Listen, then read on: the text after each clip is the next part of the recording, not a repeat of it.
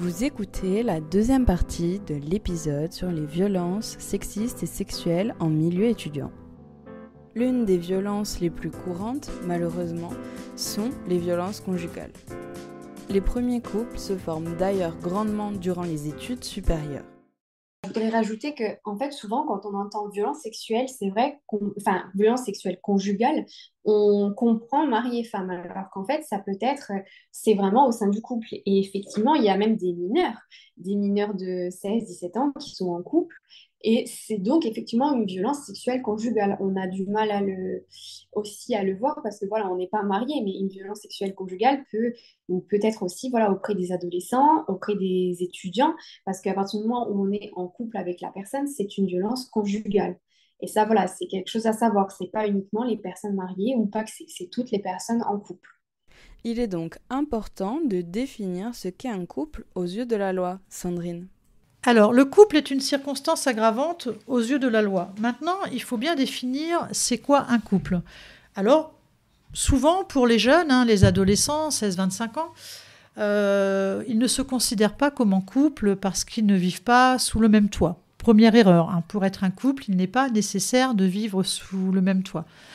La loi est là pour vous protéger. La loi est là pour protéger le citoyen. C'est pour ça qu'elle met des circonstances aggravantes pour dire que dans certains cas, c'est bien plus grave que dans d'autres. Un exemple, si je frappe un enfant, il est évident pour tout le monde que c'est bien plus grave au regard de la loi que de frapper un adulte. Alors, qu'est-ce qu'un couple au regard de la loi ? Eh bien, un couple va contenir tous ces vocabulaires qu'on peut trouver, et j'en oublierai certainement. Ça va être les gens qui sont pacsés, ça va être bien sûr ceux qui sont mariés, ça va être son fiancé, celui que j'appelle ma femme ou mon homme, ça va être également le petit plus si affinité. Ça peut être un couple libre si chacun est d'accord, ça peut être le libertinage, ça peut être ce qu'on appelle une relation colorée, c'est-à-dire j'ai un superbe ami, puis de temps en temps on a un rapport sexuel. Ça peut être une relation avec ou sans engagement, ça peut être ce qu'on appelle son sex friend, ça peut être son petit ami, son petit copain, une relation sérieuse ou un petit peu sérieuse, ça peut être une relation d'un soir, ça peut être moi je vois quelqu'un, ou bien alors je fréquente quelqu'un. Voilà, un couple au regard de la loi, c'est tout ça. C'est dès l'instant qu'il y a une relation un peu particulière, voilà, une relation de tendresse, même si on n'a pas de rapport sexuel ensemble. Dès l'instant qu'il y a une relation de tendresse, des baisers, des caresses, c'est considéré comme un couple. Et c'est normal parce que on est plus vulnérable finalement quand on est en couple. Si on se rapproche de quelqu'un, c'est qu'on a confiance en lui. Donc on ne peut pas concevoir qu'il nous fasse du mal. C'est en ça que la loi protège justement cette situation de couple en mettant une circonstance aggravante. Ça veut dire quoi, cette circonstance aggravante ? Ça veut dire que si vous frappez votre copain parce qu'il vous a piqué votre copine, imaginons, il est un petit peu blessé, il va à l'hôpital, le médecin le voit et là lui délivre une ITT, incapacité temporaire de travail, alors qu'il n'a rien à voir avec le fait de travailler ou pas. L'ITT, c'est la qualification de la blessure qu'on qualifie en nombre de jours. Donc, vous frappez votre copain parce qu'il vous a piqué votre petit ami ou autre chose. Il va voir le médecin, il a une ITT de 3 jours. Donc, ça veut dire qu'il est un petit peu blessé et c'est qualifié de 3 jours. Ce sera du domaine contraventionnel. Vous aurez, dans le pire des cas, à payer 750 € d'amende si vous portez plainte comme dédommagement. Maintenant, je frappe quelqu'un qui est soit mon petit copain, soit mon ex-petit copain, mon ex-petite copine, un ancien plan d'un soir, une ancienne relation qu'honorée, une ancienne personne que je voyais, enfin tous les vocabulaires que je vous ai dit tout à l'heure, avec la même ITT, 3 jours quand elle voit le médecin. Eh bien tout de suite, comme c'est une circonstance aggravante parce que la loi considère que c'est une relation de couple, ça passe en délit. Ça veut dire que vous êtes passible d'une peine d'emprisonnement. Voilà ce que c'est qu'une circonstance aggravante. Quand on a confiance en quelqu'un, on ne peut pas imaginer que celui-ci nous fasse du mal. C'est pour ça qu'on a souvent le viol entre conjoints, parce qu'on ne peut pas imaginer que la personne à qui j'ai tout donné, un soir, me force à avoir un rapport sexuel alors que j'en avais pas envie. On ne peut pas l'imaginer. Donc il existe également une autre forme de violence, c'est la cyberviolence. Donc celle-là est plus reconnue des victimes parce que souvent elle a lieu après rupture. C'est-à-dire qu'on va la harceler via les réseaux, on va raconter n'importe quoi via les réseaux. Voilà, revenge porn par exemple, ou des choses comme ça. Voilà, donc c'est tout ce qu'on appelle les cyberviolences. Il Il y a également des phénomènes qu'on va trouver beaucoup chez les adolescents. Ça va être le fait, c'est du harcèlement, le fait de suivre la personne, toujours de la tracer, de savoir où elle est et de l'obliger à ce qu'elle soit suivie, de l'obliger à mettre un statut sur ses réseaux sociaux, qu'elle est en couple ou pas, de lui demander ses codes pour accéder à ses réseaux. C'est une violation de l'intimité numérique, hein. Son intimité numérique, c'est son jardin secret, hein. C'est pas parce qu'on est avec quelqu'un qu'on n'a pas le droit d'avoir des secrets. On n'est pas obligé de tout partager. Donc on peut écrire ce que l'on veut à qui on veut, on peut mettre les photos que l'on veut, on a le droit de s'habiller comme l'on veut, hein. C'est pas parce qu'on est avec quelqu'un qu'on doit tout changer, surtout pas. Tout ça, ça fait partie des violences, aller où on veut, etc., sans que la personne le sache. On n'a pas à rendre compte de ce qu'on fait à son ou sa petite amie, surtout pas. Le devoir conjugal n'existe pas dans le Code civil. Il s'agissait de l'obligation d'avoir des relations sexuelles avec son mari ou sa femme jusqu'en 1970, ce qui laisse des séquelles. Être un couple, c'est pas être une seule personne, d'accord ? Dans un couple, quand 1 plus 1 égale 1, c'est la fusion. Alors ok, ça peut être super, hein, je ne dis pas que la fusion, c'est pas bien. La fusion, ça veut dire que je ne vois que par l'autre, je sais toujours où elle est, je vais toujours la voir au téléphone, etc., etc. Voilà. Ça peut être très bien, seulement le problème de ce 1 plus 1 égale 1 dans un couple, c'est que s'il y en a un qui commence à être violent ou exercer des pressions sur l'autre, eh bien l'autre va se retrouver au piège parce qu'il est sous l'emprise et ce sera très dur pour lui de se séparer de cette fusion. Voilà, donc là, ça va être vraiment des violences psychologiques parce que l'autre va pouvoir faire tout ce qu'il veut, finalement, le menacer. Oui, si tu fais pas ça ou pas ça, je te quitte. Mais oui, mais comme 1 plus 1 égale 1, j'ai pas envie de le quitter, donc je ferai tout pour rester avec. Voilà, donc ça, c'est le couple 1 plus 1 égale 1. Pour ne pas qu'il y ait de violence dans un couple, il faudrait que 1 plus 1 fasse, et non pas 2, surtout pas ce que vous pensez. 1 plus 1 devrait faire 3. C'est-à-dire que elle doit être libre et épanouie de son côté. Elle, la fille, toute seule, elle a une vie superbe, elle se suffit à elle-même, elle est heureuse. Voilà. Lui, tout seul, c'est pareil. Il est épanoui de son côté, il voit ses copains, il est heureux, il est vraiment épanoui. Et quand les deux se rencontrent, eh bien, finalement, ce couple, c'est une troisième personne. D'accord ? Le couple doit vraiment être une troisième personne parce que dans ce cas-là, s'il y en a un qui commence un petit peu à abuser de l'autre, qui l'oblige à faire des choses ou qu'on tombe dans la violence, eh bien, le couple va pouvoir se séparer puisque finalement, tout seul, je suis bien. Si cette troisième personne ne m'apporte rien de plus, ben, je la quitte. Cette troisième personne, c'est un peu comme un ami qui, du jour au lendemain, ben, il ne vous intéresse plus parce que vous n'avez pas les mêmes sujets, vous n'êtes jamais d'accord avec lui, eh bien cet ami, vous le quittez. Donc quand on arrive à avoir une relation 1 plus 1 égale 3, logiquement, on ne devrait pas tomber dans la violence conjugale. Mais bon, après, même en connaissance de cause, c'est dur des fois de ne pas se dire qu'1 plus 1 égale 1 et d'être dans la fusion totale. Le viol conjugal, c'est quand on n'a pas très envie, mais qu'on se force. Quand on dit non, mais que l'acte commence quand même. Pour bien le comprendre, je vous conseille la vidéo « Je suis ordinaire » de Chloé Fontaine, disponible sur YouTube. Je vous mets le lien en barre d'infos. Est-ce que tu peux nous présenter le collectif contre le viol conjugal, Michel ? Alors voilà, donc le collectif français contre le viol conjugal c'est un collectif tout nouveau, c'est le premier contre le viol conjugal. Il a été créé en juillet 2023 pour sensibiliser la société au consentement au sein du couple et lutter contre le viol conjugal et ses conséquences. Donc du coup, on est plusieurs membres dans toute la France réunis, on fait régulièrement des réunions, etc., pour mettre en place beaucoup de sensibilisation, etc., tout le long de l'année, en fait. On organise des campagnes, des actions militantes et on met en place beaucoup de projets pour une meilleure prise en charge des victimes. On a essayé de recenser tous les professionnels de toute la France formés à ce genre de violence. Et donc voilà, on est vraiment spécialisé là-dedans. Donc on essaye au maximum de faire reconnaître les violences conjugales parce que déjà, en fait, le viol est quelque chose d'assez tabou par la société. Mais le viol conjugal l'est d'autant plus parce que c'est vrai que jusqu'à pas longtemps, la femme était encore la propriété de l'homme et on ne parlait pas encore de consentement au sein du couple, etc. Donc on a vraiment l'objectif de changer les mentalités. Donc voilà, c'est un long chemin. jusqu'à il n'y a pas longtemps. Donc, la femme était la propriété de l'homme. Donc, effectivement, c'est ancré depuis des décennies et voilà, des très longtemps. Donc, effectivement, c'est très difficile. Donc, on essaye d'en parler au maximum pour sensibiliser les gens.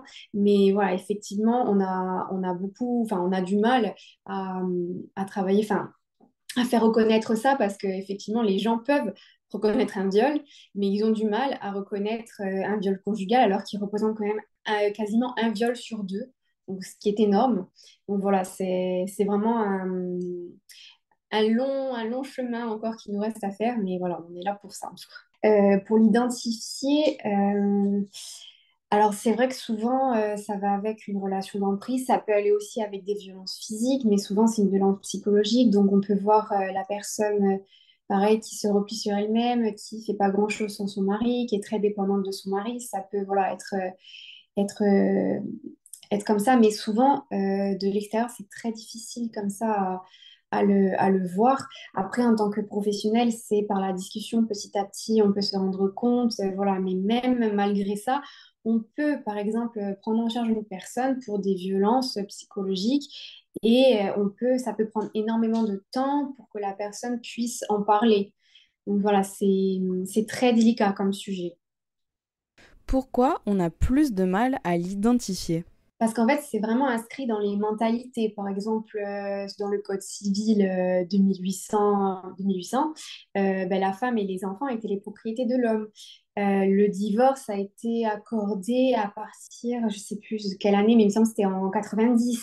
Donc voilà, ça a été l'évolution de la position de la femme au fil du temps qui a fait qu'on en est arrivé là. Mais effectivement, la femme... comment dire, beaucoup d'hommes se sentent encore supérieurs aux femmes. Malheureusement, voilà, c'est pas contre eux, c'est vraiment la société qui a fait que ça se passait comme ça. Et donc, voilà, on a vraiment comment dire, ce sujet vraiment comment dire, au sein de tout le mythe sur le consentement. C'est-à-dire qu'à partir du moment où on est marié, il y a ce devoir conjugal en fait que la femme doit remplir parce que jusqu'à maintenant, c'était inscrit dans les mœurs, quoi, se dire. Voilà, et donc c'est très difficile de faire entendre, mais pour les hommes comme pour les femmes, même beaucoup de femmes ont du mal à comprendre ce qu'est voilà, enfin, le devoir conjugal et qu'en fait, le devoir conjugal n'existe pas. Et, et voilà, c'est pour ça que c'est très difficile, même en tant que victime, de se reconnaître là-dedans parce qu'il faut pouvoir sortir de ça. Parce que, en fait, le consentement est quelque chose de très large. C'est pas seulement le fait de ne pas vouloir. Ça, c'est clair et net. Voilà, à partir du moment où c'est non, c'est non. Mais il y a aussi, en fait, voilà, cette histoire de devoir conjugal où beaucoup de femmes, en fait, se forcent parce qu'elles ont l'impression de le devoir en fait à leur mari. Et donc effectivement, elles vont pas le vivre forcément comme un viol parce qu'il n'y aura pas eu de violence, il y aura pas eu, voilà, ça n'a pas été forcé, mais elles se forcent elles-mêmes. Donc c'est quand même un rapport sans consentement. Donc voilà, l'histoire du consentement est assez large, assez difficile vraiment à définir parce qu'on ne connaît pas enfin, exactement où se situe la limite.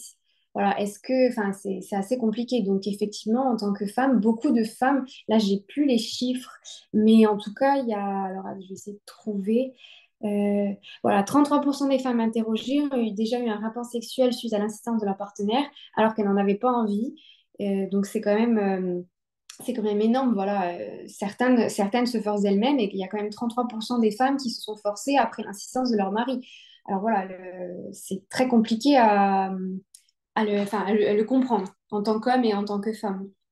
Une autre violence qui peut avoir lieu dans un couple, c'est la coercition reproductive. Michel. La coercition reproductive, c'est vraiment le fait de contrôler ou de forcer sa partenaire dans le but d'interférer dans l'orientation en fait, contraceptive et productive. C'est-à-dire que c'est vraiment contrôler ou forcer une personne à prendre ou non une contraception, à tomber enceinte ou non. Voilà, c'est le contrôle sur vraiment tout ce qui est autour de la contraception et de la reproduction de la personne. Donc, en fait, donc il y a différentes manières dont ça se manifeste. Il y a tout ce qui est sabotage affectif. Donc, c'est cacher les pilules, distribuer les pilules contraceptives. Il y a aussi percer les, les préservatifs. Il y a bon, utiliser la violence physique pour retirer un contraceptif. Il y a aussi, voilà, aussi le fait de ne pas soutenir financièrement sa partenaire dans l'achat d'une contraception afin qu'elle ne, voilà, bah, qu'elle ne puisse pas l'utiliser. Et il y a aussi bon, manipuler ou menacer pour que la personne ne les utilise pas. Donc ça, c'est tout ce qui est en rapport voilà, avec la contraception. Après, il y a aussi tout ce qui est la pression relative à la grossesse. Donc c'est mettre la pression, enfin menacer ou blesser sa partenaire afin qu'elle n'utilise pas de moyens contraceptifs pour qu'elle tombe enceinte. Et après, donc, il y a la coercition lors de la grossesse. C'est menacer sa partenaire qui ne désire pas être enceinte ou à l'inverse, la blesser, afin soit de provoquer une fausse couche, soit de forcer à interrompre sa grossesse pour qu'elle ne la poursuive pas. Écoutons un troisième extrait qui parle de viol, non conjugal, mais qui a eu lieu dans le milieu étudiant. J'ai été violée en novembre 2022 par un garçon que j'avais rencontré à la faculté. J'ai engagé une procédure judiciaire contre lui une semaine après les faits. Et depuis, c'est le point mort. Je ne parlerai pas de comment les policiers de l'unité médico-judiciaire m'ont accueilli d'une façon horrible. Depuis, je le croise presque tous les jours. Je ne parlerai pas du regard que me portent les personnes qui sont au courant. Car pour eux, je suis une menteuse. Mon redoublement est en partie à cause de lui. Car depuis ce jour-là, tout plein de facteurs ont un impact sur mon état de santé. C'est avec moi qu'elle est allée déposer plainte d'ailleurs à la police et je suis témoin aussi de la façon dont elle a été accueillie. C'est terrible. Après, pour le coup, on peut parler, parce que cette étudiante-là, donc, qui est toujours à la fac de Corté aujourd'hui, elle est prise en charge psychologiquement par le BAPU, donc le bureau d'aide psychologique universitaire, et pour le coup, donc les deux femmes, les deux psychologues qui font partie de ce bureau l'ont très très bien accueillie. Et nous, on est ravis de travailler avec le BAPU parce que pour le coup, elles sont plutôt au fait euh, de tout ce qu'il y a à savoir sur ces violences-là, de comment accueillir la victime. Et elles sont d'une grande aide pour nous et pour les victimes. Et donc ça, nous on n'arrête pas de faire de la pub pour le BAPU, surtout pour les violences sexistes et sexuelles en milieu étudiant. Vraiment, on sait que c'est un endroit où les victimes seront bien accueillies. Contrairement, donc, et c'est ce qui est raconté dans le témoignage, contrairement des fois à ce qui se passe en commissariat et à comment sont accueillies les victimes quand elles vont chercher de l'aide auprès de la police. Donc c'est super contradictoire avec ce qu'on disait pour le premier témoignage. On lui disait va chercher de l'aide auprès de la police parce que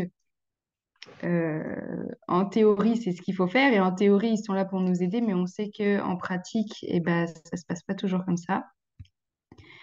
Et donc, ouais, ce viol en novembre 2022 qu'elle avait rencontré à la faculté, qui était également étudiant, on avait, je vais pas dire toutes les preuves, parce qu'évidemment, un viol, c'est toujours difficile à prouver, mais on avait des viols qui juridiquement auraient pu être suffisantes pour le faire arrêter, et ce ne fut pas le cas. Il est toujours en parfaite liberté, il est toujours étudiant à l'université. Et monsieur vit très bien, contrairement à ce que la victime, elle peut vivre, et c'est ce qu'il raconte dans son témoignage. Voilà, elle a failli redoubler, elle a plein de problèmes de santé. Elle parle de l'accueil terrible des policiers, mais elle parle aussi de l'accueil terrible de l'UMJ, l'unité médico-judiciaire. C'est des choses que nous, en tant qu'association, on essaie de changer. C'est très lent comme processus, parce que pour l'instant, tout ce que nous, on peut faire, bah, c'est de la prévention et de la sensibilisation et de l'information, mais ça ne modifie pas en profondeur tout ce qui devrait être changé. Et donc, bon, bah, voilà, encore une fois, on a un exemple de décrédibilisation de la parole de la victime, hein, parce qu'elle le dit. Je ne parlerai pas du regard que me portent les personnes qui sont au courant, car pour eux, je suis une menteuse. Voilà, malheureusement, ça fait partie des choses que 95% des victimes vivent. Voilà, on préfère protéger le potentiel violeur plutôt que la victime, et donc l'accuser, elle, de menteuse. Et je pense que ça a aussi beaucoup de rapports, alors surtout en Corse, avec l'omerta qui plane au-dessus de ces violences-là, et à quel point ça peut être tabou. Et donc, oh mon Dieu, jamais ne parle de ça, surtout à propos de ce gars-là, c'est toi qui es sale. Enfin, c'est beaucoup de honte placée sur les épaules de la victime, alors que c'est une victime, et donc c'est lui qui devrait avoir honte. Donc, on parlait du deuxième témoignage, donc celui du viol en novembre 2022. Donc, j'expliquais que la victime avait été portée plainte à la police même pas 48 heures, 24 heures après les faits, avec toutes les preuves. Elle a pu se faire examiner médicalement. Médicalement, il y avait toutes les preuves d'un acte de pénétration sans consentement. Et, euh, et donc, les policiers lui ont proposé, entre grosses guillemets, proposé, ont insisté pour faire la confrontation. Donc, la confrontation, c'est on met la victime et le potentiel coupable face à face. Et on leur dit, voilà, mettez-vous d'accord sur ce qui s'est passé, mettez-vous d'accord sur les faits, quoi. Donc, c'est c'est terrible, c'est horrible. C'est un nouveau traumatisme pour la victime qui se retrouve à nouveau face à son agresseur, à son violeur. Elle est, dans la plupart des cas, en plus, seule contre tous, parce qu'évidemment, donc, tu as le coupable en face qui va nier les faits ou qui va faire ce qu'on appelle du mensonge par exagération ou par diminution. Donc, il va dire oui, non, mais oui, on était ensemble, mais j'ai pas fait ça comme ça, c'était pas comme ça. Enfin, voilà, elle exagère.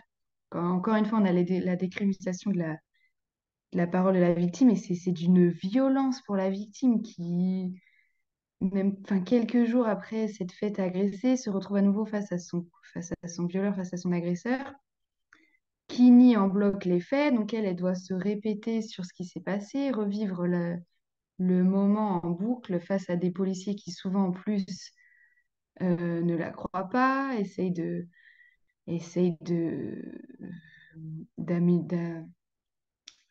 diminuer réellement les sentiments et le traumatisme vécu par la victime. Et oui, et donc la confrontation, c'est toujours quelque chose qui se fait, enfin, qui fait partie de la procédure pénale quand on va porter plainte. Après, la victime peut refuser la confrontation, mais c'est à nouveau, enfin, ça va être à nouveau source pour la victime de problèmes que de refuser la confrontation, parce que ce qu'on a souvent, c'est des policiers qui ne vont pas comprendre le traumatisme de la victime et qui vont dire: ah, pourquoi elle refuse la confrontation, celle-là? C'est bien parce qu'elle ment, en fait. C'est bien parce qu'elle ne veut pas qu'on mette en face ses faits à elle, et donc les vrais faits qui seraient ceux du coupable.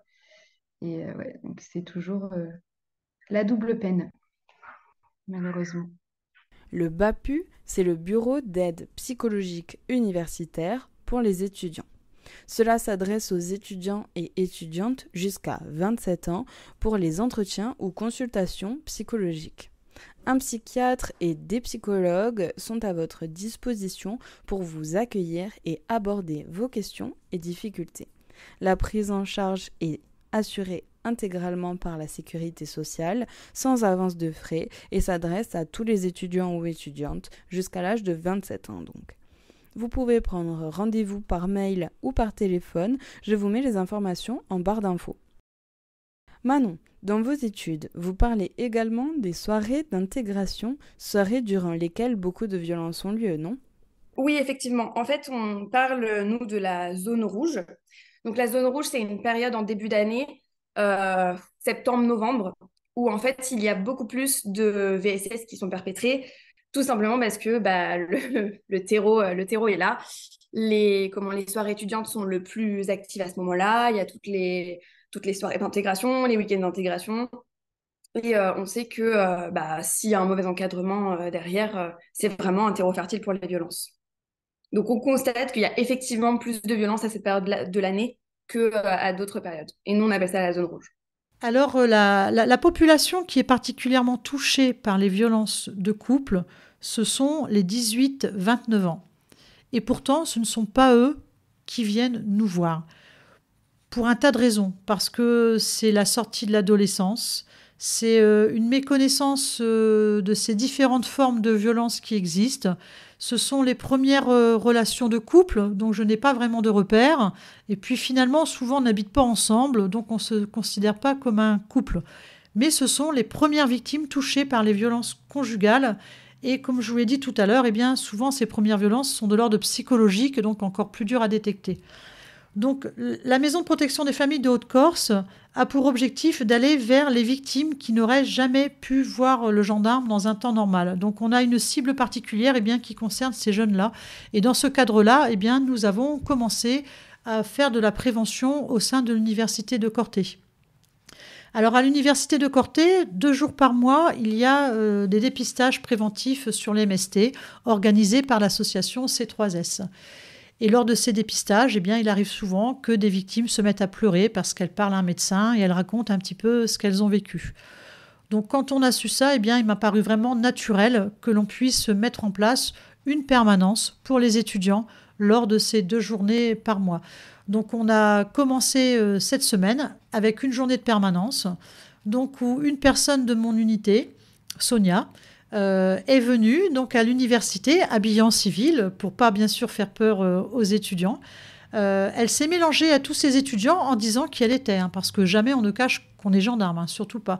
Donc elle s'est présentée comme gendarme, elle a présenté la maison de protection des familles et puis elle a commencé à aborder bien sûr le thème des violences conjugales pour discuter tout simplement avec les jeunes et répondre à leurs questions. Oui, donc là, elle s'est mise dans la salle d'attente où les jeunes passaient à tour de rôle. Donc il y a eu des discussions de groupe.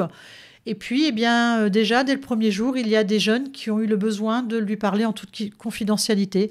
Donc, elle a pu s'isoler dans une pièce qui était prévue à l'avance pour parler en toute confidentialité avec des jeunes sur ce qu'elles vivaient, les aider à mettre des mots sur ce qu'elles ont vécu et puis commencer à entamer donc une démarche d'accompagnement avec les jeunes. Alors, comment accompagner une victime de violence conjugale ou de violence intrafamiliale ?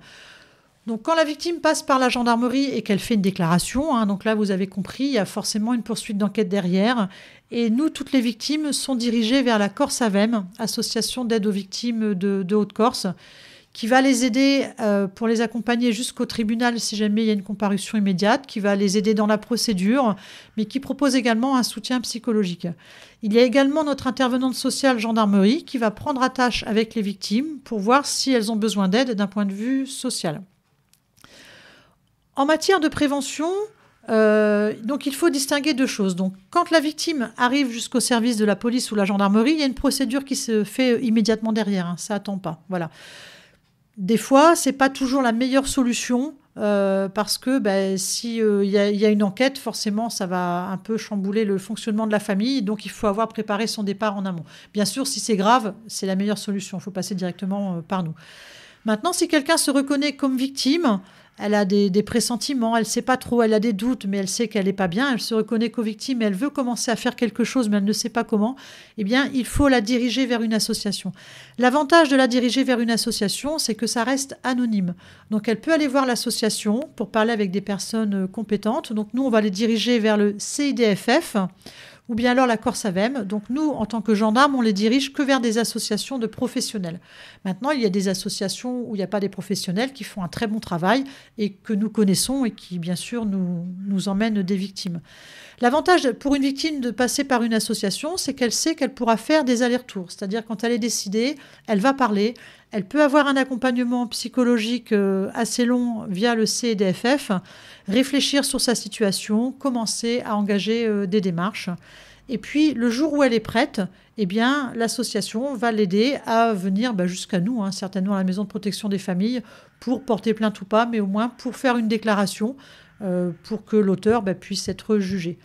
Après, il y a pas mal de victimes qui passent par des associations et qui ne passent jamais par la case police ou gendarmerie.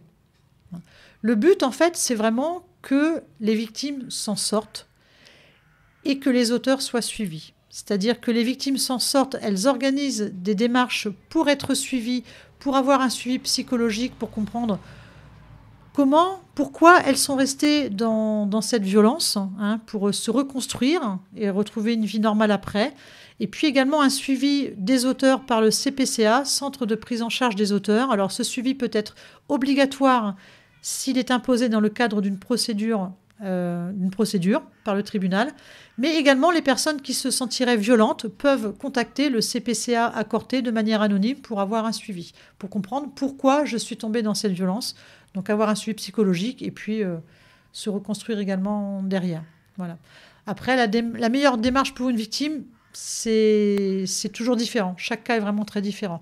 Mais quand c'est urgent, quand c'est grave, quand il y a danger grave imminent, il faut vraiment avoir le réflexe de faire le 17 tout de suite. Écoutons le dernier témoignage. Donc on travaillait ensemble dans son bureau. Il voulait toujours que je sois collé à lui, donc on avait des chaises côte à côte alors que normalement on devait être en face à face. Et il a inventé une place à côté de lui pour que je puisse être à ses côtés, sinon il ne pouvait pas travailler. Et du coup, chaque fois que je travaillait, il en profitait pour mettre sa main sur ma main, sur ma cuisse, sur... D'abord il faisait que la poser. D'abord il la posait. Ensuite ça a dérivé sur... commençait à faire des caresses, puis il me disait qu'en fait il aimait bien faire des papouilles, que ça lui faisait plaisir, donc il me faisait des papouilles de la main jusqu'au coude. Après ça a commencé à dériver vraiment en caresses sur la cuisse, donc pareil, sur la cuisse il faisait du haut du genou jusqu'à l'entrejambe, on dira. Au début ça restait que ça entre guillemets, et après ça a commencé à dériver sur quand il voyait que je n'osais pas parler, que je n'osais pas retirer sa main fermement et m'affirmer, il s'est dit c'est la porte ouverte, et du coup il a commencé à baisser un peu la main au fur et à mesure jusqu'au jour où il a vraiment été jusqu'à l'entrecuisse, c'était vraiment la zone, il n'a pas touché, il a touché aucune zone, mais vraiment là c'est encore pire pour moi. Je commence vraiment à me réaliser que j'ai trop laissé faire quoi. Le mec il a vu que c'est porte ouverte, il a vu que je m'affirmais pas, il a vu que je n'osais pas trop parler, donc il en profite clairement. Il a commencé à mettre sa main vraiment dans l'aine. Puis une fois, il a fait tomber un truc. Et il a fait guise de le rattraper. Et en descendant le rattraper, il a fait j'ai glissé. Et sa main est passée comme par hasard sur mes parties intimes. J'étais en jean, donc il est passé pile dessus. Là, j'étais hyper... je savais pas quoi faire en fait. Je savais pas quoi dire, ni quoi faire, ni... Je crois que j'ai juste fait un sourire gêné, mais vraiment c'était par choc de ne pas savoir comment réagir quoi. C'était soit je prenais mes affaires, je m'en allais, et du coup j'avais mon mentor à dos, parce que c'était mon mentor, et j'avais avec lui, soit je disais rien et je faisais style c'est pas grave, t'inquiète. Après c'est un homme qui est très très dessin, il adore dessiner, donc il dessine tout et n'importe quoi, mais il y a un jour je suis arrivé à la table où on travaillait, et en fait il m'avait dessiné. Il m'avait dessiné, il avait une photo de moi, il m'avait dessiné de haut en bas. Il avait bien fait les traits des muscles, les traits des fesses, il avait fait tous les détails importants selon lui. Et il me l'a montré, il était très fier de lui. Je n'avais pas compris ça non plus, je me disais mais comment... Au début je dis il devait s'ennuyer, mais en fait non, il y avait vraiment une obsession derrière, et c'est cette obsession qui a fait que il en est arrivé au point de me dessiner. Ensuite une autre fois, il sentait mon parfum. Et il m'a demandé si j'avais un échantillon ou le parfum dans le sac. Et j'ai toujours un échantillon. Donc j'ai dit ouais, j'ai un échantillon, mais je réponds encore une fois par pure innocence. Et je me demande pourquoi. Et ils me disent que tu peux me le passer. Du coup je le prends. Encore une fois, je crois pas que... Je me dis qu'est-ce que tu veux qu'il fasse avec ça. Bref, il prend, je lui donne. Il prend. Et de là il prend une serviette papier, une serviette pour s'essuyer quand on mange. Il prend ça, il ouvre. Et il vaporise le parfum, le vide carrément, sur la serviette, il la ferme, il la met dans son nez, il la sniffe il la respire très très fort, et il me dit, comme ça j'aurai toujours ton odeur avec moi. Donc voilà, il referme la serviette, il la garde dans son tiroir, je crois, de bureau, et dans son tiroir, il la met dedans, et comme ça lui a permis de garder mon parfum, mon odeur, mon souvenir, à ses côtés quand il aurait besoin quoi. Ensuite ça s'est passé plein de fois, et encore une fois je savais pas du tout comment dire non en fait. Je savais pas comment dire non sans avoir de de réactions disproportionnées en face. Donc du coup, je me disais, tant que c'est que ça, entre guillemets, je me disais, bon, tu prends sur toi, alors que j'aurais jamais dû. Du coup, chaque fois qu'on se voyait, il réclamait des câlins. Il voulait des câlins dès qu'on se voyait. Il pouvait pas commencer sa journée sans qu'il ait son câlin. Donc son câlin, en fait, ça consistait à me prendre, à me serrer très fort. Une câlinade de base, mais à me serrer très très très très fort, en sachant que c'est quelqu'un qui a beaucoup de force. Donc il me serrait super fort. Il me soulevait carrément, parce que moi je pèse rien, donc il me soulevait. Et il me relâchait d'un coup. Il était content, il avait sa dose.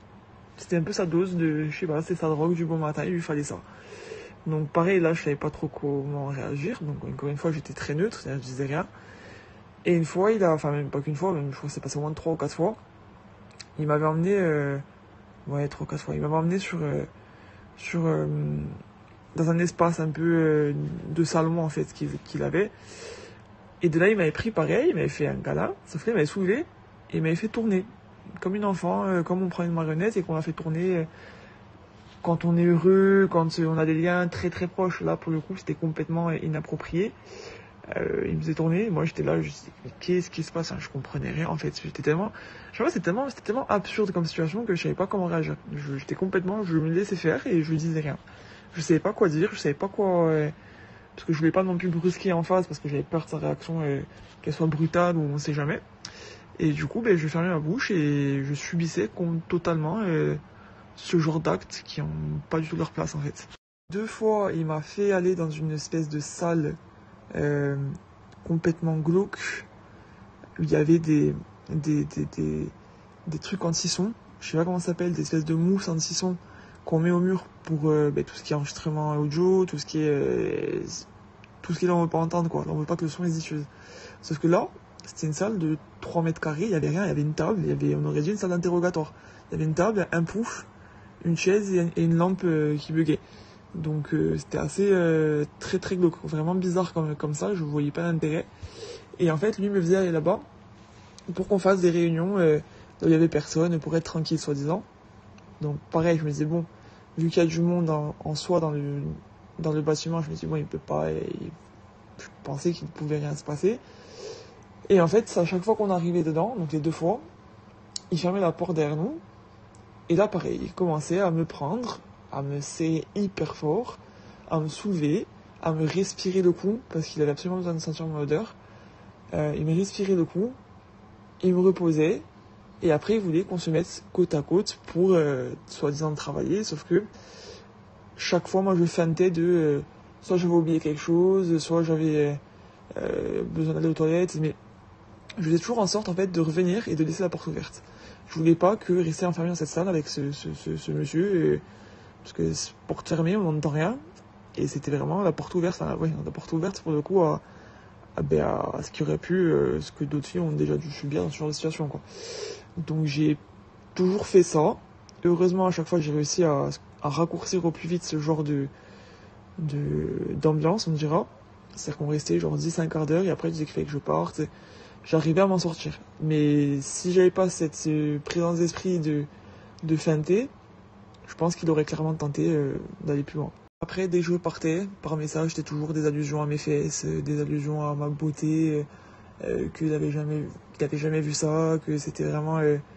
il était fan de moi, qu'il pouvait pas se passer de moi, que dès que je mettais un peu trop de temps à lui répondre par message, il me relançait, c'était obsessionnel. C'était... au bout de 10 minutes, il disait, bon, mais ouais, tu as quelqu'un, il se demandait si j'avais pas un petit ami, ce que j'étais en train de faire, De suite, il était en manque de confiance, il se disait, bon, mais je vais la perdre, il était de suite en pression. Et il me le faisait comprendre, et du coup, il me faisait culpabiliser, en fait, de pas lui répondre vite. Et même là-dedans, je suis tombé, je me suis dit, bon, le pauvre, c'est vrai qu'il me mentor, il faut pas que je le laisse sans réponse, même plus d'une heure. Même là-dedans, il a réussi à me mettre dans une trappe où il fallait absolument, j'avais cette pression de ne pas laisser ce monsieur sans réponse pendant plus d'une heure, pour ne pas le vexer, pour ne pas le perdre en tant que mentor. Donc du coup, j'ai fait en sorte pareil de ne pas le vexer trop, de toujours être là dans les temps, on dira, tant que je pouvais. Et quand il a vu que je rentrais dans son jeu, entre guillemets, c'est-à-dire que je le laissais pas patauger pendant des heures, il s'était dit, il a dû se dire que c'est bon, c'est dans la poche. À partir de ce moment-là, il a commencé à m'envoyer des pavés de cœur, mais genre des pavés avec, il devait y avoir des emojis cœur, il devait y en avoir 300. Et c'est pas une image. Il devait y avoir 300 cœurs. C'était des pavés vraiment entiers qu'il me faisait. Moi, je répondais avec un smile. Encore une fois, voilà, je voulais pas le vexer, donc je répondais avec un smile, avec un les mains là, les mains qui font des formes de cœur ou des pouces, ça dépendait, mais voilà, je lui répondais, je les sépare en vent, je l'envoyais pas bouler parce que j'avais peur de ses réactions, j'avais peur que ce mec, prochaine fois où j'allais le voir, il s'en prenne à moi parce que je savais que il a un ego qui fait que si je lui réponds pas ou si je vais pas dans son sens, euh, prochain coup c'est pour moi, prochain coup il va s'en prendre à moi et je sais pas de quelle manière, parce que je le connais pas en fait.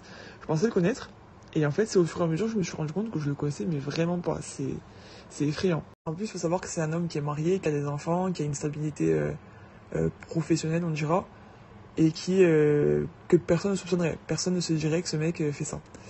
Et c'est un homme qui cache très très bien son jeu, et c'est ça qui m'a vraiment fait souffrir parce que personne ne me croit en fait, personne ne me croyait. Tout le monde se disait non mais ce mec c'est impossible qu'il te touche, impossible qu'il tente, impossible qu'il te dise ça, impossible, il est trop amoureux de sa femme, il est trop clean. Mais en fait non, en fait tout le monde croit que, parce que personne ne le connaît vraiment, mais moi j'ai malheureusement eu l'occasion de le connaître, et je sais que c'est un mec, si on l'arrête pas, il va finir c'est un mec qui force, c'est un mec qui, si on le laisse faire, il y va. Et il sait très bien, il capte ses cibles. Il sait très bien que si la fille, elle est un petit peu faible, elle est un petit peu innocente, en mode voilà, je dis pas trop, j'ose pas parler, j'ose pas m'affirmer, j'ose pas m'imposer. Ah ben le mec, il fonce dedans. C'est ce qu'il a fait avec moi. Il a vu que j'étais une très bonne proie pour ça. Et il en a clairement profité, quoi. Très très malin. En plus, il faisait que m'écrire sur Telegram et sur WhatsApp. C'est-à-dire que j'avais aucun contact avec lui. Je faisais des messageries classiques, professionnelles, voilà, du SMS, du Messenger, du mail, c'était que des messageries cryptées où il y avait moyen, voilà, de supprimer, de modifier, dans tous les cas, si un jour il y avait un problème avec sa femme ou voilà, il avait moyen de tout dégager et qu'il n'y ait aucune trace.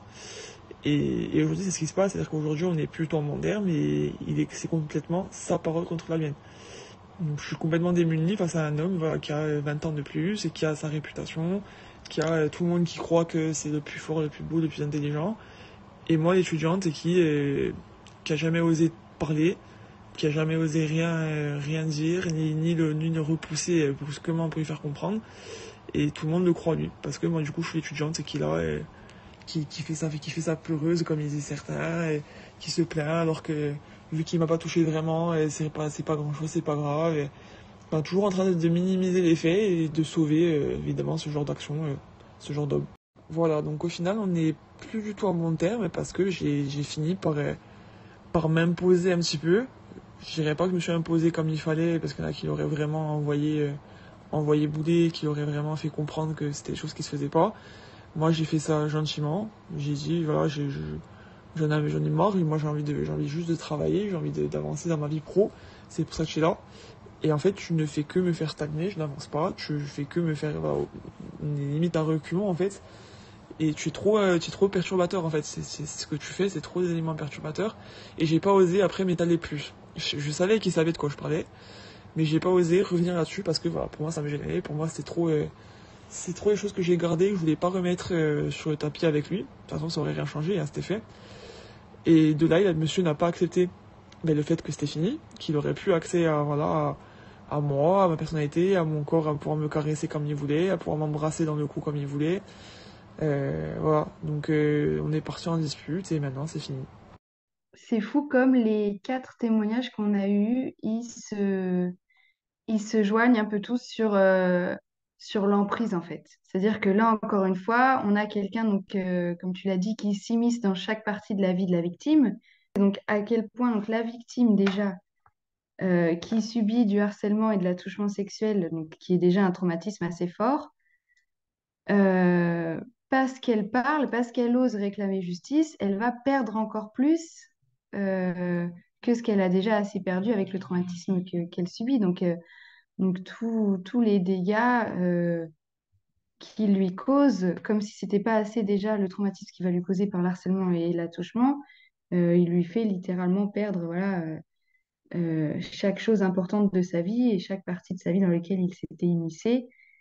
Et donc, les conséquences euh, pour la victime sont 10 fois plus terribles finalement que les conséquences subies par l'agresseur. Et c'est une forme d'injustice qui est intolérable, qui est inacceptable et insupportable, et malheureusement qu'on voit partout et très souvent. Et ouais, c'est terrible. En effet, les auteurs ne craignent rien. Je vous conseille le livre Défaire le discours sexiste dans les médias de Rose Lamy, qui parle de ce problème de société qui serait trop long à expliquer ici. Elle parle des accusés qui ne correspondent pas au profil des violeurs ou des hommes violents, de toujours cette présomption d'innocence qui fait mal aux victimes, car malgré ce que dit la loi sur cela, ou sur les non-lieux, on a tendance à vite faire des raccourcis sur les femmes sont des menteuses et les hommes sont innocents. On zappe les femmes et on surprotège les hommes. Ensuite, elle parle de la sphère privée et de ce qui s'y passe qui ne regarde personne, de la minimisation des violences, etc. En gros, quand une accusation est faite, on part toujours de la question est-ce que c'est vrai? Est-ce que ce n'est pas exagéré et est-ce qu'elle ne mentirait pas? Cela peut briser la carrière de l'homme, etc. Et dans beaucoup trop de cas encore, les affaires n'aboutissent pas, malgré les preuves et de nombreuses victimes. Ensuite, ce sont elles qui sont mises de côté car elles n'ont pas à faire de remue-ménage, et eux qui sont protégés par leur boys club. Je suis médisante et très tranchée car les chiffres parlent et les victimes sont des femmes et les auteurs des hommes. Après, il se peut très probablement que les hommes ne soient pas conscients des violences à leur égard, et même quand ils le sont, ils ne vont pas en parler car ça ne correspond pas à ce que l'on attend d'eux. Que conseillerais-tu, Sarah, à un homme qui est victime de violences? Quand ils sont victimes, les hommes, au final, c'est comme pour les femmes. Quand on est victime de violences sexistes ou sexuelles, que ce soit le viol ou l'agression, quand c'est des violences homophobes, quand c'est de l'harcèlement, il faut demander de l'aide, il faut pas avoir peur de faire entendre sa voix, de réagir. euh, et quand c'est un viol ou une agression sexuelle, la première chose à faire, c'est de se rendre soit dans une unité médicale judiciaire, médico-judiciaire, soit auprès de la police, soit à un hôpital et tout de suite de mettre en œuvre la procédure qui permettra à la victime de potentiellement obtenir justice. Après, c'est très dur hein, comme démarche et c'est pour ça que nous sommes là aussi pour la victime. C'est très dur de tout de suite après les faits euh, quand, quand potentiellement aussi la victime ne se rend pas compte de ce qu'elle a subi et qu'elle n'est pas au courant, donc c'est impossible d'aller demander de l'aide quand on ne se rend pas compte de ce qu'on a subi. Et donc c'est pour ça que la plupart des cas, les victimes vont demander de l'aide ou porter plainte bien longtemps après les faits, et donc quand il n'y a plus de preuves, et donc c'est pour ça qu'il y a nécessité à ce que la population soit beaucoup plus sensibilisée de ces violences-là, de comment les repérer, et donc qu'on puisse agir aussi quand on est simplement témoin et pas victime. Quand on est témoin de violence, c'est aussi notre rôle d'apporter de l'aide à la victime, de réagir, de savoir reconnaître les violences pour pouvoir les interpeller et les arrêter. Comment est-ce qu'on sort d'un schéma de violence, Michel? Alors c'est vrai que c'est assez compliqué parce qu'effectivement ce schéma de violence en fait vient souvent de la relation on va dire d'emprise on va dire de la violence psychologique que la personne peut exercer sur la personne. Donc petit à petit en fait la personne va rabaisser va rabaisser la victime, elle va perdre confiance en elle, perdre toute estime d'elle-même, perdre même tout jugement et en fait la personne va pouvoir en faire progressivement ce qu'elle veut, elle va l'amener à douter et donc, effectivement, ce cycle de violence, donc, c'est vraiment sournois et ça s'inscrit vraiment tout doucement. On peut ne pas s'en apercevoir. Donc, il y a vraiment différentes phases où donc, la personne est très agressive. Ensuite, voilà, une fois que la personne a été agressive, il y a aussi le moment où elle redevient gentille quand elle sent que la victime commence à s'éloigner. Donc, elle redevient toute gentille pour la récupérer. Enfin, c'est vraiment voilà, tout un cycle. Les personnes ne s'en rendent pas compte. Et malheureusement, en fait, pour sortir de ça, souvent, les victimes, ça commence en fait quand il y a eu vraiment un acte assez traumatique. Donc, par exemple, voilà, toutes ces jeunes filles qui ont été hospitalisées, donc c'est vraiment le moment où elles ont commencé à en parler. Parce que ça peut être à n'importe qui, ça peut être à n'importe quel adulte ou même à un ami. À partir du moment où on a commencé à en parler, en fait, ça nous permet après de pouvoir poser des mots, de pouvoir être accompagné et surtout d'être reconnu en tant que victime, de pouvoir accepter le fait qu'on ait été victime de violence. Et à partir de là, voilà, c'est un vrai travail sur soi, toujours voilà, accompagné de professionnels, d'éducateurs, de psychologues, de psychiatres, etc., afin d'identifier vraiment toutes les blessures, tout ce qui a amené à ça pour essayer vraiment de sortir de ça en fait.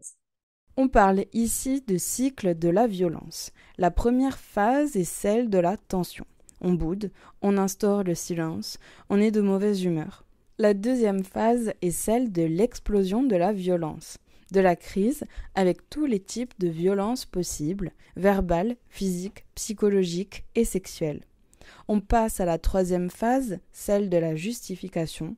On rejette la faute sur l'autre, on minimise et on trouve des justifications à la violence.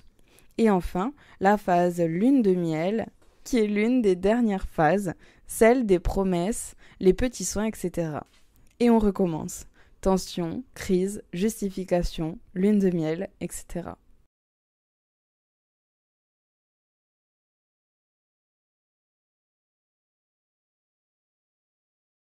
Alors, le mieux, c'est de se rapprocher des personnes qui sont formées pour ça, donc c'est-à-dire tout ce qui est psychologue, infirmière, ça peut être aussi des professeurs. Vraiment, voilà, essayer d'en parler aux personnes de confiance et voilà, et des personnes formées, c'est toujours un plus. Après, voilà, à partir du moment où s'il faut en parler simplement à un ami, c'est la seule personne à qui on arrive à en parler, c'est déjà bien. L'ami peut peut-être aussi voilà, orienter vers ce genre de personnes. Après, il existe aussi des associations, des choses comme ça. Même du coup, le collectif français contre le viol conjugal est aussi là aussi pour orienter vers des professionnels. Donc voilà, c'est tout, voilà, tous ces professionnels-là, un peu de la santé, même un médecin, l'hôpital aussi, voilà, un gynéco, tous ces professionnels-là qui ont pu en parler. Effectivement, être reconnu en tant que victime, ça peut être très choquant, très difficile à accepter, c'est vraiment un processus. Donc, certaines personnes vont le comprendre d'elles-mêmes, d'autres, ça va être à partir du moment où elles vont en parler une fois, et d'autres, ça va être à la suite d'un travail thérapeutique de plusieurs mois, voire plusieurs années. C'est vraiment différent selon chaque personne. Donc voilà, il n'y a pas de... C'est pas à partir du moment où on en parle que l'on peut être reconnu en tant que victime. En tout cas, soi-même, être reconnu soi-même en tant que victime. Après, bien sûr, il y a les professionnels qui peuvent aider à comprendre pour poser des mots. Et après, il y a aussi tout ce qui est loi, justice.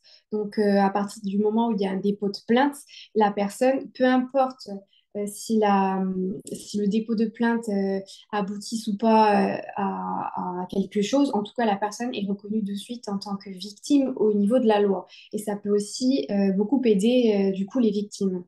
Manon, à quoi servent vos études ? Bah, en fait, nous, notre but principal, c'est de faire évoluer les institutions à ce niveau-là et aussi que les établissements ne puissent pas dire oh ben, il n'y a pas de problème en réalité, regardez, chez nous, il y a pas de souci, etc. Parce qu'en fait, nos enquêtes, déjà, elles sont à l'échelle nationale, donc ça montre bien que des VSS, il y en a partout. Mais en plus, quand on remplit les enquêtes, on spécifie de quel établissement on vient, etc. Alors évidemment, tout est anonyme, hein. C'est juste que nous, par la suite, ça nous donne des chiffres sur les régions, les types d'établissements, etc. Et en fait, ce qu'on remarque, c'est que tous les types d'établissements sont touchés. C'est-à-dire qu'on pourrait penser qu'il y a plus de violence dans les écoles d'ingé ou dans les écoles de commerce, mais les universités sont aussi particulièrement touchées par les VSS. En fait, c'est vraiment pas c'est vraiment quelque chose de systémique qui existe à tous les niveaux, dans tous les types d'établissements. Et ça, c'est ça qu'on essaie de mettre en avant auprès des établissements, de dire, bon voilà, sachez qu'il n'y a pas que vous qui êtes touchés par ça, mais maintenant, il va falloir mettre des choses en place pour éviter que ça continue. Et au niveau des institutions, on arrive vraiment avec des chiffres concrets sur l'ensemble du territoire. On dit, bon voilà, maintenant, il va falloir mettre des choses en place aussi à ce niveau-là. Parce qu'il y a des obligations pour certains types d'établissements, mais pas tous. Donc, et ensuite, est-ce que ces obligations, elles sont vraiment bien respectées? Si elles ne sont pas respectées, comment on fait? Si elles sont respectées, est-ce que ça veut dire qu'elles sont suffisantes? Probablement pas, vu les VSS qui existent encore, etc. Donc voilà, là, le but, c'est de toujours être en conversation pour trouver des solutions pérennes. Et quel est votre mode de fonctionnement? Vous avez des antennes? Alors, on ne sait pas des antennes, on est vraiment une asso, nous on est une asso toute seule et on a des membres partout en France. Parce que voilà, on fonctionne comme ça. Donc, ce n'est pas des antennes à proprement parler, c'est vraiment l'association. Et nous, les enquêtes, en fait, on les transmet par les réseaux sociaux majoritairement, par notre mailing list aussi, parce qu'au bout de 4 ans, on a été mis en contact avec beaucoup d'associations étudiantes. Du coup, en contactant ces associations étudiantes, elles peuvent transmettre à leur public aussi, dans leur école, etc. Ce qui permet d'avoir un impact assez large. En vrai, ça fonctionne plutôt bien. Pour le coup, on avait eu pas mal de réponses. Franchement, c'était efficace. Ce serait vraiment positif d'avoir quelqu'un en Corse. Parce qu'on y est déjà venu et c'est vrai que je pense qu'il y a du travail à faire là-bas. Hein, et c'est toujours mieux d'avoir quelqu'un localement qui s'y connaît bien. Donc oui, déjà, si quelqu'un en Corse veut nous rejoindre, ce serait avec plaisir. Et pour les autres membres, de toute façon, je trouve qu'on fait un très bon travail à ce niveau-là. On constate quand même que depuis la création de l'asso, ça avance. Ça avance doucement, mais ça avance. Et du coup, c'est pour ça, notre travail, je pense qu'il est vraiment essentiel et qu'il sert à quelque chose. Donc, mais on est assez fiers de ce qu'on accomplit et on a raison, je pense. Peut-on dire des chiffres, Sandrine? Alors, les chiffres, donc comparer la Corse au continent, on ne peut pas vraiment savoir. Pour moi, on a exactement les mêmes phénomènes. Les violences conjugales, les violences intrafamiliales, c'est des choses qui se déroulent à huis clos. Donc souvent, ça reste cloisonné, c'est très dur de les faire apparaître. Il y a quand même un chiffre qui est positif, c'est-à-dire qu'il y a quelques années, le gendarme avait connaissance de violences conjugales uniquement sur intervention. C'est-à-dire qu'il se passait quelque chose de grave pour que quelqu'un fasse le 17 et on intervenait. Aujourd'hui, c'est assez rarement le cas. Si on prend le nombre de déclarations, de dépôts de plainte qu'on a, on a une grande majorité de victimes qui viennent nous voir. Donc ça veut dire que la parole est vraiment libérée.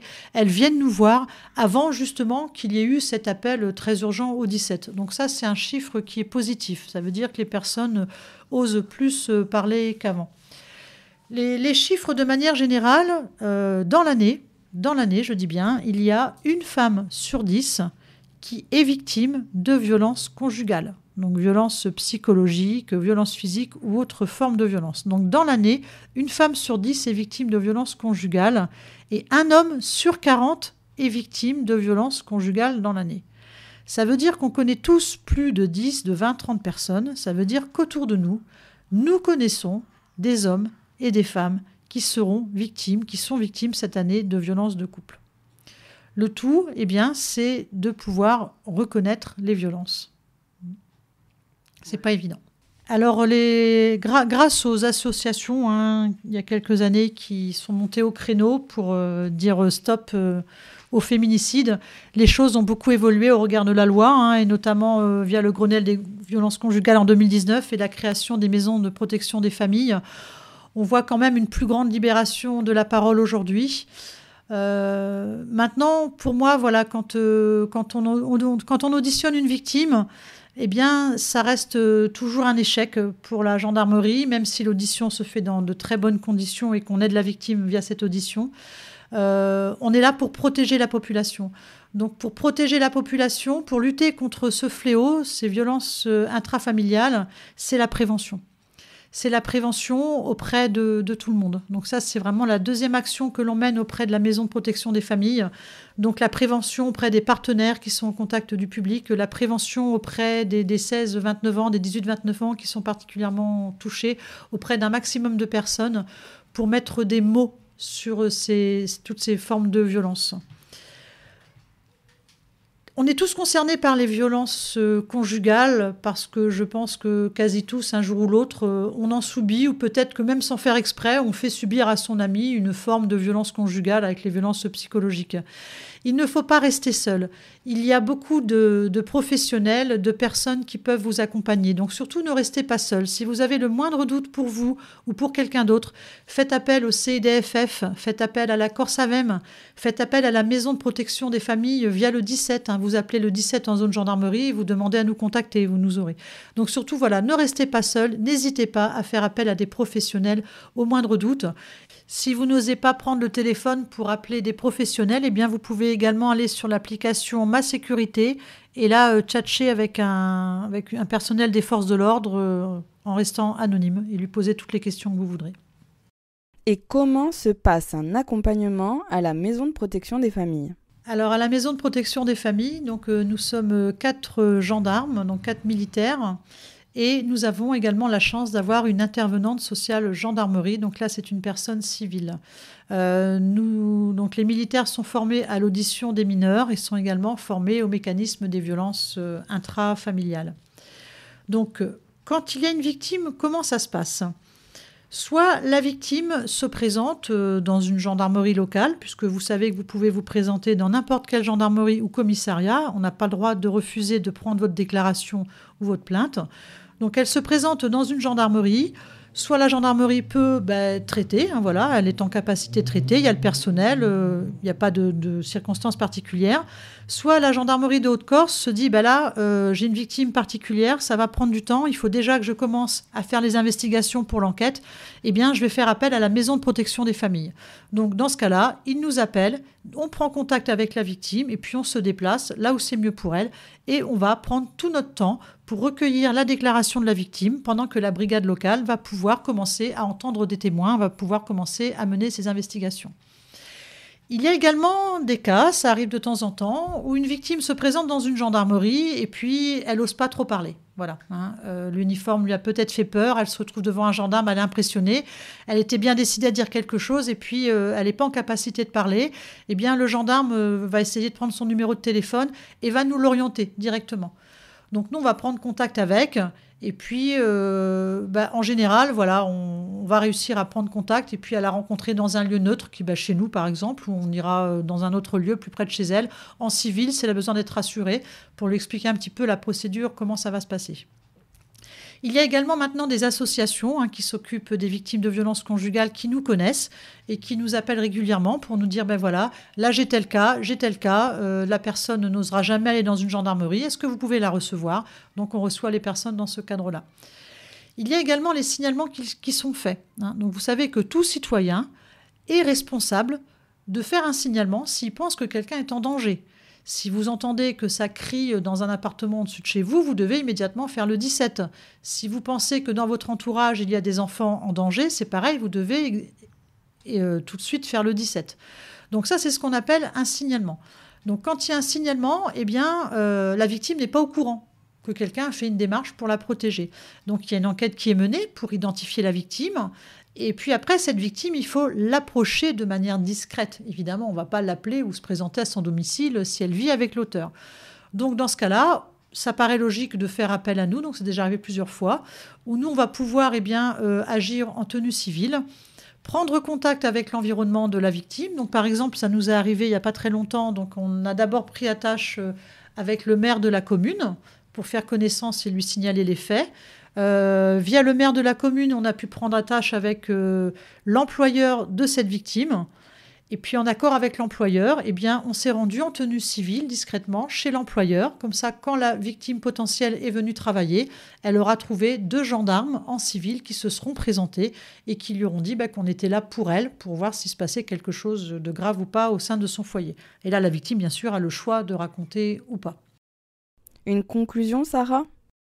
Ouais, c'est vrai que donc là, on a des témoignages qui viennent que de femmes, alors qu'on le sait, les chiffres existent, les violences sexistes et sexuelles sont aussi sur les hommes. Les hommes sont aussi victimes de ces violences-là.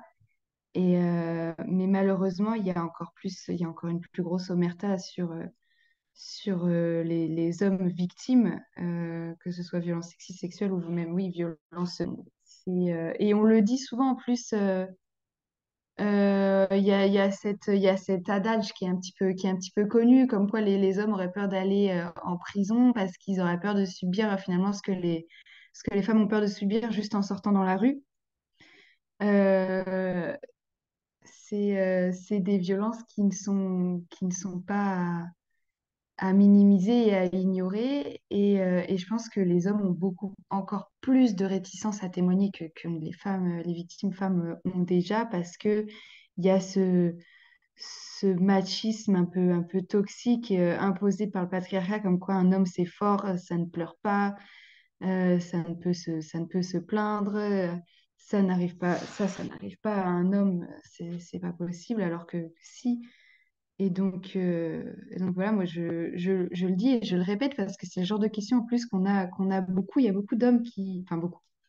Il y a des hommes qui viennent nous voir à l'association qui nous demandent, mais votre association, elle est ouverte aux hommes aussi? Et oui, bien sûr, en fait, on le sait que les hommes sont aussi victimes de ces violences-là. Et, euh, autant qu'on essaye d'enlever la honte des épaules des femmes, on se bat aussi pour qu'elles disparaissent de celles des hommes et que la parole de toute victime, peu importe le sexe, peu importe le genre, soit écoutée et qu'on leur donne enfin la crédibilité qu'elles méritent. Et toi, Michel? Alors du coup, voilà, si vous pensez être victime de violences sexuelles, il faut surtout en parler, voilà, essayer de trouver le courage d'en parler parce que c'est vraiment ce qui va aider à avancer pour après, voilà, pouvoir bénéficier d'une prise en charge, à en parler donc à n'importe quel adulte de confiance ou même un ami pour pouvoir après être orienté donc, dans tout ce qui est envers les professionnels, envers les associations et envers aussi, du coup, voilà, ce collectif, si vous ne savez pas. Vous pouvez aussi, voilà, des fois laisser des messages en anonyme et tout. Donc vraiment, surtout, ne restez pas seul et parlez-en. C'est vraiment pour vous aider. Voilà, parlez-en au maximum. Aussi, la difficulté qu'il y a d'en parler, d'être reconnu, c'est aussi les sentiments négatifs qu'il y a face à ça, c'est-à-dire tous ces sentiments de culpabilité, de honte que la personne peut ressentir, où elle se sent responsable de ça. Voilà, ça, c'est aussi, voilà, d'en parler, c'est aussi le moyen d'en sortir parce que malheureusement, on n'est pas responsable de ce qui nous arrive. Enfin, dans ce cas-là, en tout cas, la personne n'est pas responsable des victimes qu'elle a subies. Donc vraiment, voilà, il faut vraiment essayer d'en parler et ne pas culpabiliser pour essayer de sortir de ça au maximum. Voilà, surtout, voilà, ça va aussi avec le message de fin que j'ai fait. Donc vraiment, voilà, ne restez pas avec votre sentiment de honte et de culpabilité parce que vous n'êtes pas responsable des violences que vous avez subies. Les violences sexistes et sexuelles en milieu étudiant sont un fardeau. Tous les types de violences se retrouvent dans le milieu étudiant et l'univers qui gravite autour. Et pourtant, le sujet est encore trop peu emparé par les pouvoirs publics. Peu de moyens pour de la sensibilisation et peu d'écoute envers ce public. Ils sont adultes, ils savent ce qu'il faut maintenant. Seulement, une étudiante sur 10 a été victime d'agressions sexuelles. Une étudiante sur 20 a été victime de viol. 34% des répondantes déclarent avoir été victimes ou témoins de violences sexuelles, dont 25% de ces violences ont été subies ou commises sous l'emprise de l'alcool. Les violences physiques se font plutôt en soirée ou en week-end hors du campus. Pour vous informer, en cas de doute sur une question relative aux violences, vous pouvez nous contacter et on vous orientera vers une structure adaptée comme le CIDFF, la Maison de protection des familles, la FALEP, la Corsavem, la gendarmerie, etc. Ne restez pas seul, portez secours si vous voyez ou entendez quelqu'un en détresse et surtout si vous voyez quelqu'un souffrir à cause de vos agissements, arrêtez-vous et remettez-vous en question. Les souffrances d'autrui sont toutes légitimes et méritent d'être prises en compte. Cela ne pourra qu'améliorer notre façon d'être et de cohabiter.